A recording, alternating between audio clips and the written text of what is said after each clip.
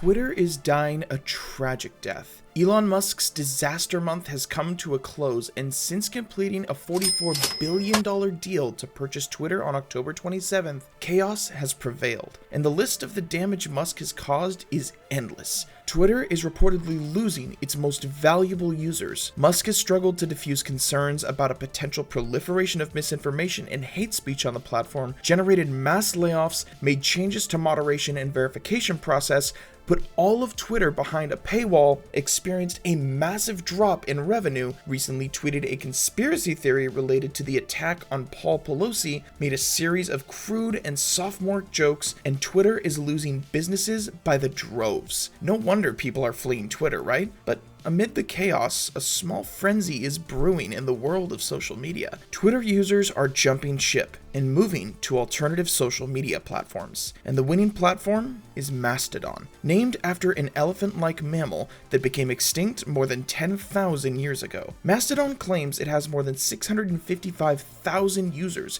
with over 230,000 of these having joined just in the last week. So why are people leaving Twitter for Mastodon? What's special or different about it? At face value, Mastodon works similarly to Twitter and other social networks in that users can write posts, called toots in this case, which can be replied to, liked, and reposted. Users can follow each other too, naturally. Mastodon may seem unfamiliar at first, even a little difficult to figure out, but there is a significant difference when it comes to what happens behind the scenes, and it's one of the reasons why Mastodon has suddenly gained traction among disaffected Twitter users. First of all though, what about the founder of Mastodon? Eugene Rockjo was born in Russia in 1993, but moved to Germany when he was 11 years old and eventually studied computer science at the University of Jena. He was a fan of Twitter in its early years, when it had a thriving third-party developer ecosystem, with outsiders being able to build on the platform or offer alternative interfaces. But as Twitter gradually limited developers' access to its API and other tools,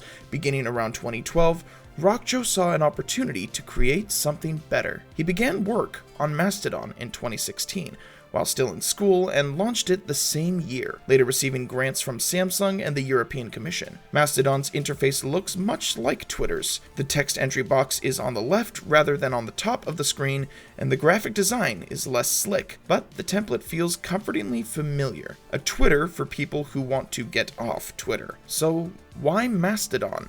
And how does Mastodon differ from Twitter? Twitter is a single social network, which means that people sign up and share content only on Twitter, whereas Mastodon is part of the Fediverse, or Federated Universe, a group of federated platforms that share communication protocols. For example, instead of one website that's run by one company, any user of Mastodon can run their own copy of the software and send messages to any other Mastodon user. Similarly, anyone could run their own email server and send email to anyone else, no matter what comes after the @ in their email address. In technical terms, this is called federation, and it's the main difference between Twitter and Mastodon. Unlike Twitter, Mastodon presents posts in chronological order rather than based on an algorithm. It also has no ads, as Mastodon is largely crowdfunded. Most servers are funded by the people who use them, and the servers that Mastodon oversees, Mastodon Social and Mastodon Online, are funded through Patreon, a membership and subscription service platform often used by content creators. Although Mastodon visually resembles Twitter, its user experience is more akin to that of Discord, a talking and texting app where people also join servers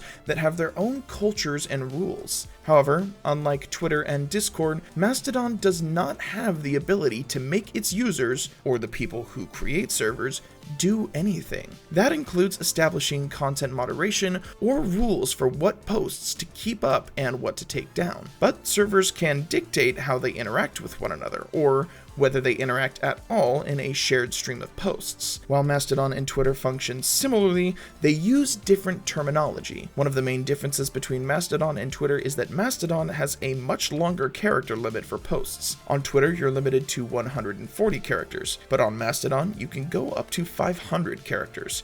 This allows for more in-depth and nuanced discussions on Mastodon, and there are no algorithms. One of the main complaints about Twitter is the algorithm, which isn't an issue with Mastodon because it's not algorithm-driven. On Mastodon, what you follow is what you see, explains Andreas Grant, network security engineer. There's no hidden algorithm trying to manipulate us to a certain type of content. Because Mastodon isn't an algorithm-driven site, you choose and follow to control what fills up your feed. And like all social media sites, you can follow others to see their content. If you find someone who shares your interests, you can also add them to your boosts list, which allows their posts to appear in your timeline, Patel explains. In addition, you can join or create groups on Mastodon which are similar to forums or discussion boards. These groups allow users with common interests to connect and share content. Finally, you can search for Mastodon instances specific to your location or interest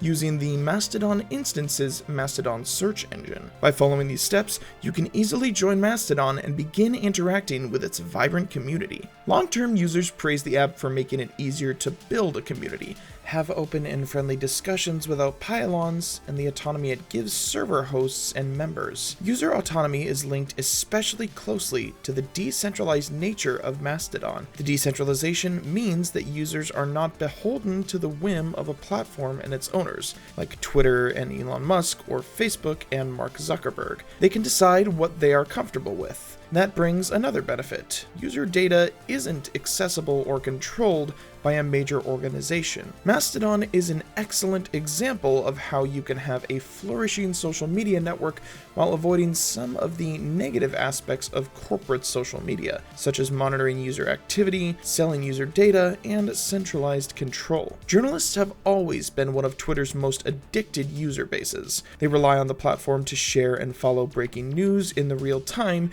and engage in breakneck conversation with industry colleagues. Can Mastodon, with its more deliberate pace and soiled structure, fulfill a similar function? On November 4th, the journalist Adam Davidson, a former staff writer for The New Yorker, created journo.host, a Mastodon server for journalists whose identities are verified before they join. It quickly received funding from CUNY's Graduate School of Journalism and attracted a group of volunteer administrators, including Zach Everson, a staff writer at Forbes, who said that he sees it as an opportunity to let journalists tailor the rules to what's best for our professionalism rather than having to follow the whims of a corporation. Whereas Twitter is open to anyone, on journo.host, the admins determine who should be allowed to join. Last week, the freelance writer Jeff Maish, among others, took to Twitter to complain that the server had rejected him for being unqualified, and its administrators have already become embroiled in messy questions of content moderation. But could Mastodon really replace Twitter? The experts on this are split. Computer science researcher from Hong Kong University of Science and Technology,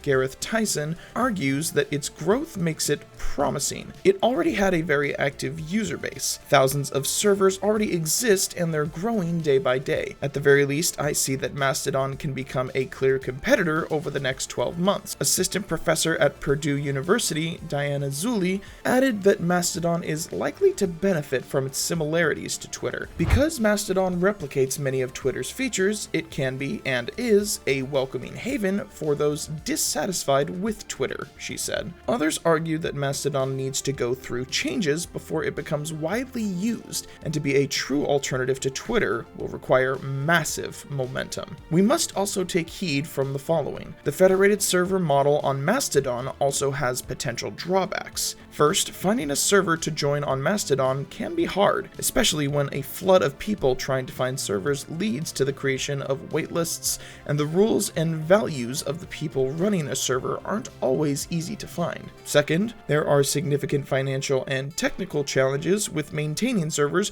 that grow with the number of members and their activity. And after the honeymoon is over, Mastodon users should be prepared for membership fees, NPR-style fundraising campaigns, or podcast-style promotional ads to cover server hosting costs that can go into the hundreds of dollars per month per server. Lastly, there are tensions between longtime Mastodon users and and newcomers around content warnings, hashtags, post visibility, accessibility, and tone that are different from what was popular on Twitter. So no toxic talk? Over the past decade, we've been conditioned to think of life on social media as a relentless pursuit of attention from as many people as possible. The goal is to yell into the void loud enough to perhaps reach a crowd of strangers. Fenwick of Zirkus described Mastodon as designed to be against virality, which for many users is exactly its appeal. Founder of Mastodon states, "I think we're entering a different paradigm of social media. So is it bye-bye to tweets and hello to toots? The jury is out on that one."